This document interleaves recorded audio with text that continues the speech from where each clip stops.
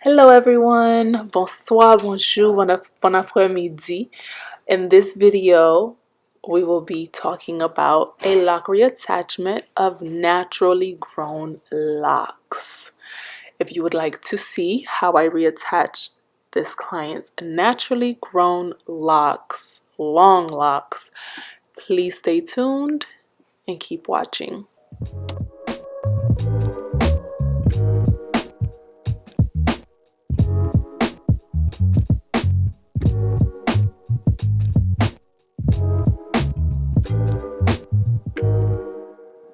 Okay, so first, the process of booking, I will talk about that a little bit. She pretty much emailed me, told me what she wanted, sent me a photo of the locks that she wanted reattached, sent me a photo of what her hair looks like, how long it is, and we pretty much communicated on what was needed and talked about the factors of reattaching locks.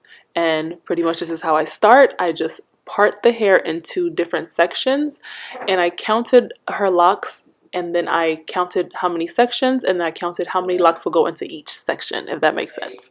So this is what this is right here. I always do this when I'm reattaching hair or attaching lock extensions to make sure that I have a nice base and I'm not just going on a whim, because when you're reattaching locks, it's important to try to get it back to what it was. It will never be exactly what it was, but close enough is good enough. So as you can see here, I've made the pre-parts for me to reattach to.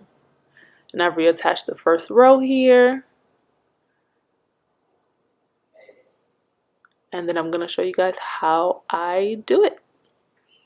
Her locks are very long, very beautiful, very, very cared for. I believe she said she interlocked most of the time. She cut them off and preserved them and made sure they stayed nice and healthy. And I'm not saying that to make it sound complicated. It's just pretty much keeping them in an area where it's not damp, there's no mildew, you keep them clean, there's no debris that's getting on them. So here what I'm doing is at the point where she cut them, I am loosening it up a little bit just to have some loose hair to play with. My camera's not focusing so you can't really see it, but that's pretty much the gist of what I'm doing. I'm loosening up that end so it can mesh really well with her newly grown hair. And I'm just using my needle to do this. And if you guys are wondering where to get this needle, go to my Etsy shop. The link is in the description where you can go purchase this needle, the double or the single. And pretty much I lined up the lock with her new growth about an inch from the scalp just to give her some slack to either interlock or retwist. And now I'm going to go in with this tool and just pull her hair into it. And if you are watching my hand closely, I'm doing kind of like a flick away every time that it's time for the needle to come out of the lock. I do kind of a flick away to not pull it or rip it out, because that would damage her hair, break her hair, and there would be no point in reattaching these locks because they would fall right off. So I'm flicking away because I'm pulling the hair in. I'm not forcing or ripping it into there.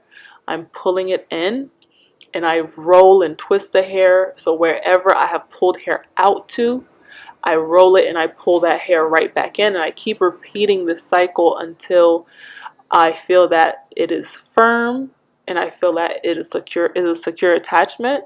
So I'm going to keep doing this until I feel like it is a secure attachment and I'm satisfied with the level of frizz that's left over from the loose hair. And don't mind the dirt under my nails. That's not really dirt, that's just color from her hair because she colored her hair black before coming. So no, don't think that's dirt under my nails. It's just hair color. So this is about halfway. And it took us about 7 hours to do this. I reattached 180 locks, so that's why it took so long. Usually it takes me 4 to 5 hours to reattach locks, but that's an average of 100 locks. These were 180, almost double that, so it took me 7 hours. Plus I wanted to take my time and make sure I get her parts correct and all these different aspects that make it take longer, but that's okay. And this is another perspective of how I reattach the lock. And I'm just pulling the hair through with the crochet tool. Here I've switched to a single tool and I use it to just do finishing polishing work. And when I don't feel like using the triple to do just a general reattachment, I'll use the double to go back in, even after I've used the triple, to pull those fine hairs in and make sure that it is a secure attachment and there's not that much frizz just hanging out. So this is footage from my phone because my camera died, so bear with me, it won't be perfect, but I still wanted to give a good bit of footage of what I did and how I did it.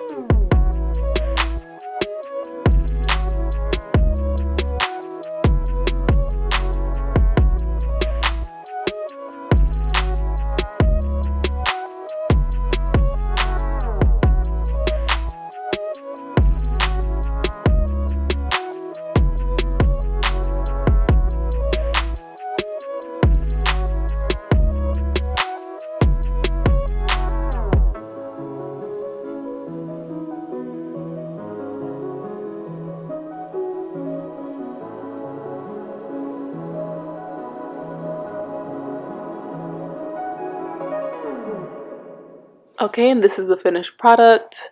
We were both very, very happy with the results. Her locks were and are very, very beautiful. I do not remember how long she grew them for. I don't remember the amount of years, but Miss Jasmine, si wap gade video sa, mette nan comment la pou moun yo, combien temps ou te pran pou grandi locs sa yo, s'il vous plaît? Her hair is so, so beautiful. And after completing the attachment, we went back through and retwisted her roots just to do a quick maintenance and to complement her newly reattached locks. So here's another snapshot of her roots.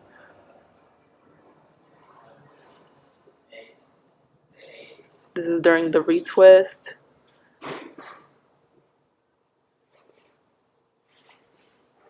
And this is the finish of the retwist, or the finished product of the retwist. It looks very good.